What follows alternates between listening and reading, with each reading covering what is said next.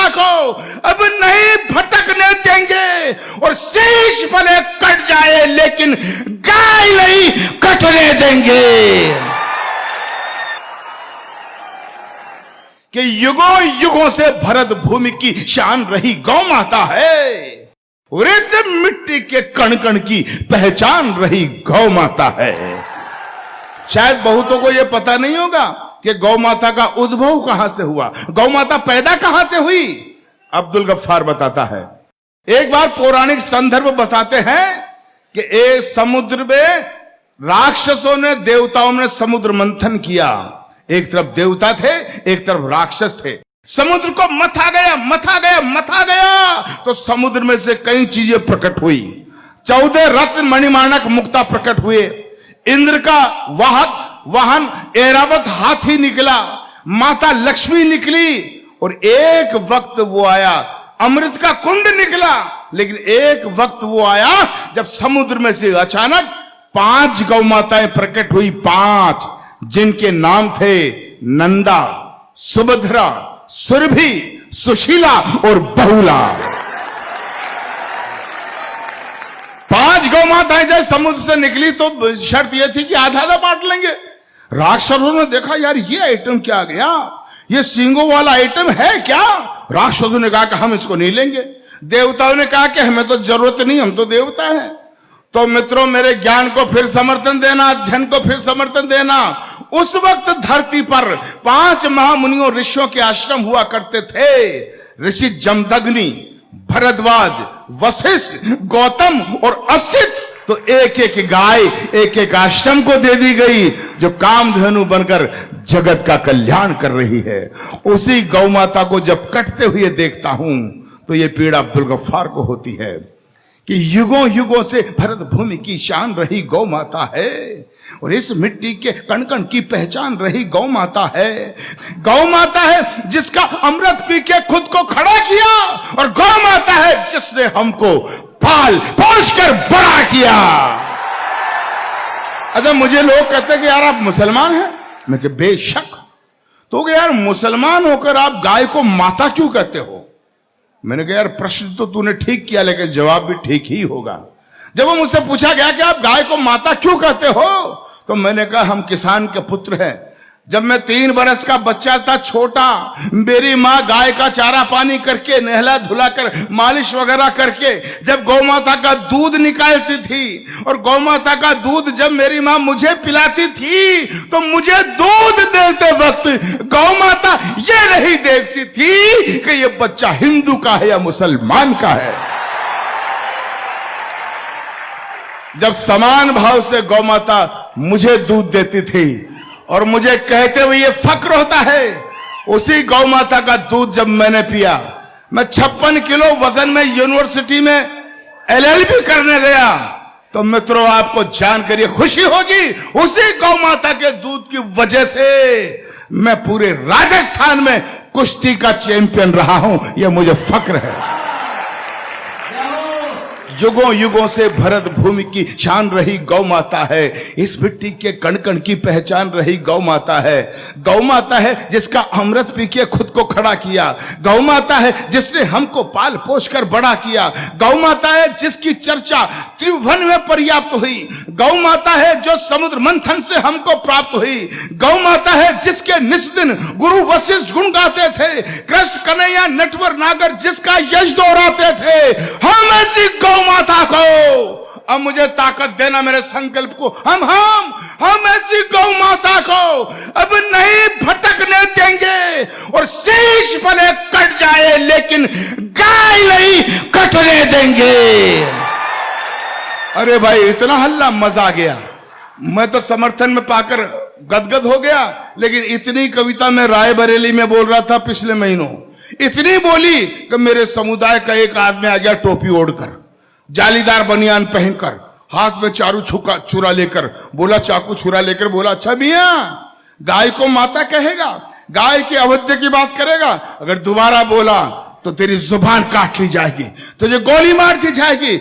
मित्रों वो मुझे धमकाते रहते हैं, लेकिन पूरा देश जानता है जब से मैंने कविता लिखी है मैं हर मंच पर इसे पढ़ता आ रहा हूं, और मुझे धमकाने वाले मेरा बाल भी बाका नहीं कर सके। क्यों? क्योंकि मैं अच्छी तरह से जानता हूं कि संकट कटे मिटे सब पीरा, जो सुमरे हनुमत बलबीरा। जिस आंगन में गाय नहीं वो घर भूतों का डेरा है। जिस आंगन में गाय नहीं रहता घनघोर अंधेरा है, और जिस आंगन में गाय नहीं वो घर भूतों का डेरा है। अरे जिस आंगन में गाय नहीं, अगली पंक्ति में समर्थन देना, जिस आंगन में गाय नहीं यमदूत वहां पर हंसते हैं, और जिस आंगन में गाय बंधी हो देव वहां जा बसते हैं। भाई मजा आ गया इस गौ माता की कविता को इतनी शिद्दत से आप सुन रहे हैं कि जिस आंगन में गाय नहीं रहता घनघोर अंधेरा है, जिस आंगन में गाय नहीं वो घर भूतों का डेरा है, जिस आंगन में गाय नहीं यमदूत वहां पर हंसते हैं। तो जिस घर में गौ माता हो वो घर फूले वो फलता है, जिस घर में गौ माता हो खुशियों का दीपक जलता है, जिस घर में गौ माता हो उस घर के भाग संवर जाते। गाय पूंछ को पकड़ लोग वेतरणी पार उतर जाते।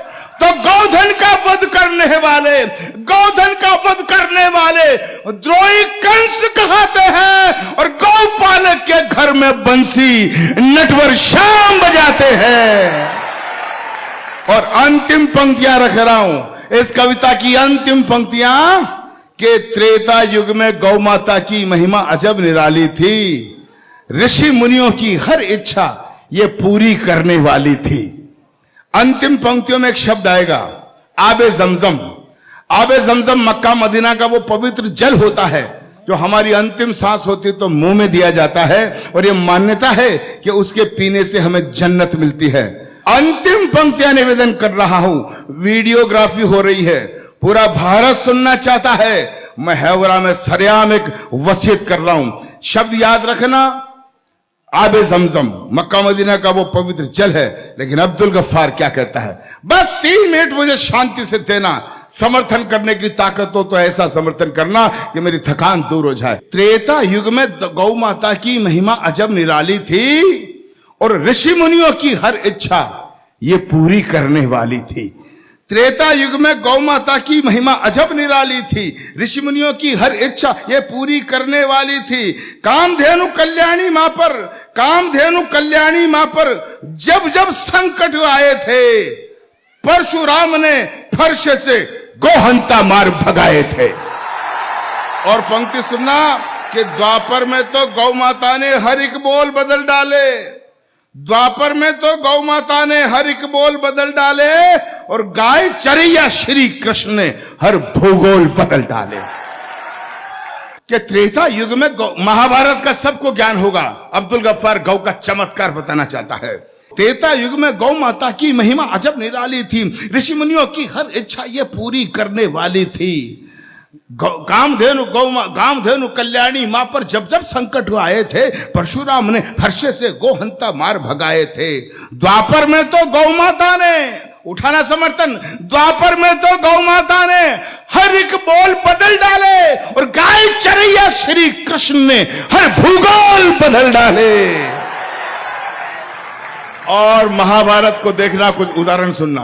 द्वापर में तो गौ माता ने हर एक बोल बदल डाले, गाय चरैया श्री कृष्ण ने हर भूगोल बदल डाले। द्रोण गुरु ने द्रुपद राज की सीमा नहीं छलांगी थी, अश्वत्थामा पोषण हित बस एक गाय ही मांगी थी। महाभारत का ज्ञान आप सबको होगा, थोड़ा बहुत मैंने भी पढ़ा है, समर्थन चाहता हूं कि द्रोण गुरु ने द्रुपद राज की सीमा नहीं छलांगी थी, अश्वत्थामा पोषण हित बस एक गाय ही मांगी थी। गौ का पी के दूध भीम ने हाथी गगन उछाले थे, धर्मराज ने यक्षराज के प्रश्न सरल कर डाले थे। गौ माता का दूध पिया तो महाबली बलराम हुए, गौ माता का दूध पिया तो नाथ त्रिलोकी श्याम हुए, गौ माता का दूध पिया तो माधव मन मुस्काया था, केवल एक अंगुल के ऊपर पर्वत भार उठाया था। तो गौ माता का दूध पिया तो। अब नई पंक्तियों पे जोशीला समर्थन चाहता हूं। गौ माधव मन मुस्काया था, केवल एक अंगुल के ऊपर पर्वत भार उठाया था। एक भविष्यवाणी भी कर रहा हूं, समर्थन देना मेरी ताकत को। गौ माता का दूध पिया तो माधव मन मुस्काया था, केवल एक अंगुल के ऊपर पर्वत भार उठाया था।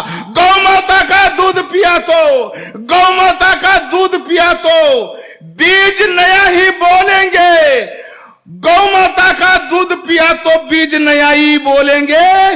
यदुवंशी शिवपाल यहाँ के चीफ मिनिस्टर हो लेंगे। यदुवंशी शिवपाल यहाँ के चीफ मिनिस्टर हो लेंगे। तो सपना तो सुनना अंतिम पंक्तियां, इसीलिए कहता हूं, क्या हिंदू क्या मुस्लिम सबने गायों का सम्मान किया। हजरत पाक मोहम्मद ने भी गौ रक्षा का ज्ञान दिया। जाबे आबे जमजम याद रखना और मुझे बिठाना तालियों के उपहार के साथ। क्या हिंदू क्या मुस्लिम सबने गायों का सम्मान किया। हजरत पाक मोहम्मद ने भी गौ रक्षा का ज्ञान दिया। इसीलिए मैं भी गौ का संकल्प हृदय में भरता हूं। इसीलिए हे वरा वालों, एक वसीयत करता हूं कि मेरा अंतिम पल जब आए, मेरा अंतिम पल जब आए, मेरा हृदय खिला देना और आबे ज़मज़म से पहले गौ मां का दूध पिला देना। गौ मां का दूध पिला देना। गौ मां का दूध पिला देना।